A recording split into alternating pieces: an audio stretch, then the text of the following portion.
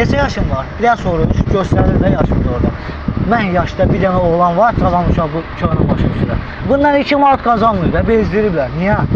Sən nömrü düzelt, sənə heç kim iş yox. Ona görə adamı çeynəyirlər, müəllim, rayon yerində. Bakı deyil, bir şey deyil. 2 manat kənd yerində, 2 manat paltur elib, sonra qazandığımız yerdə burnumuzdan tökürlər. Olmaz axı belə, olar.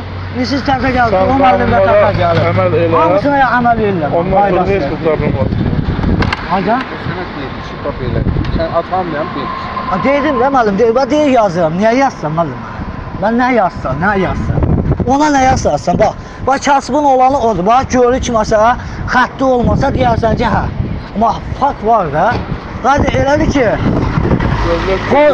pozulsa müəllim deyərsin ki, bu qayda olmur. Bax, kasbın olanına düzəltmişəm də onu müəllim. Kasbın olanıyla düzəltmişəm. Hə, indi aparmalı şöbədə tör. Ondan görə düzələcək. Olmayandan sonra buradan qorsun, olmayandan sonra bundan nə düzələcək? Bax, bundan nə düzələcək? Bundan 3 manatla iş düzəlir.